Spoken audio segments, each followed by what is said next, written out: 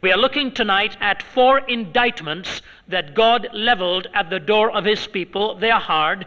I'm going to ask you to follow along as I read these indictments one at a time and begin to deal with them.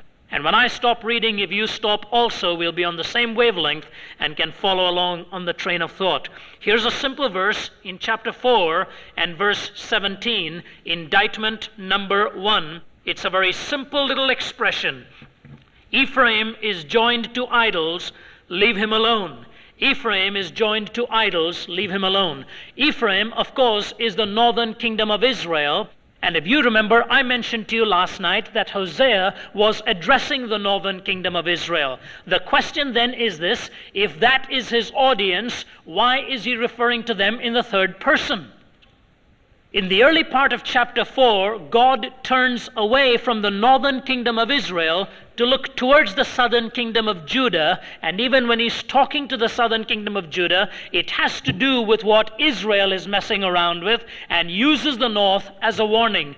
Tragically enough, although he warns them repeatedly in chapter 4, that warning falls on deaf ears, and by the time Hosea's message is over, Judah is going to fall too, in bitter remorse, without learning from the events of Israel. Somebody has said, he who refuses to learn from history is forced to repeat its mistakes. He who refuses to learn from history is forced to repeat his mistakes. Hosea preaching around 795, warning of the northern kingdom's fall, and the northern kingdom fell in 722, the southern kingdom fell in 586, just shortly thereafter. Ephraim is joined to idols, leave him alone. I believe, ladies and gentlemen, we must not only look at God's word carefully, but we must also try to fathom the emotional depths of what he is saying. When I was speaking to a group of liberal ministers in England once, I remember when I was talking on the authority of God's word, one of them stood up and said to me, "Words are totally unimportant." My simple response to him was, in that case, sir, what you have just said is totally unimportant too.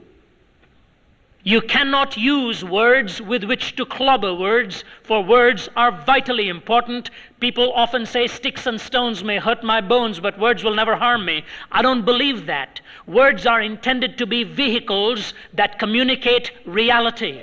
And if somebody is excessively rude to you, and curt with you, and insults you, that remains with you much longer than a physical hurt could.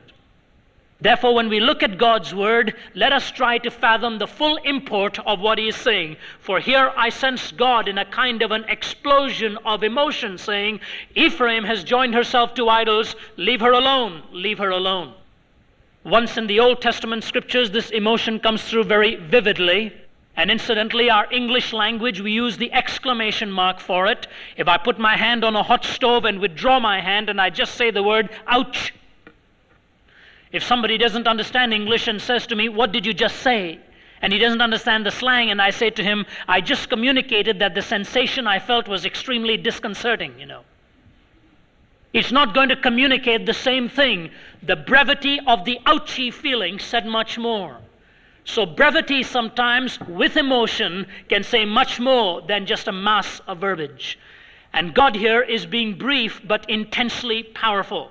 I was going to tell you about once in the Old Testament scriptures where he looks down upon his people, and the translator said he looked down upon his people and said to them, you are like Sodom.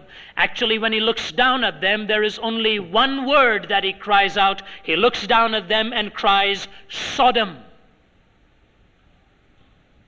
The only parallel I can draw for you without being crude is the fact that Sodom was known for her filth, her indecency, and her gross perversion of human relationships.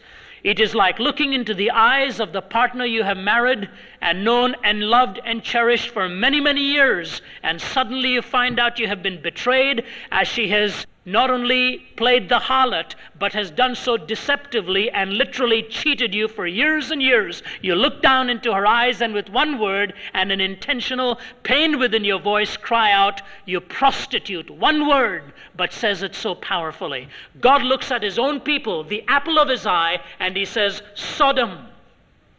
There was nothing more painful in the eyes and in the mind of God at that point than to describe the apple of his eye as the most despicable in the manifestation of our own morality.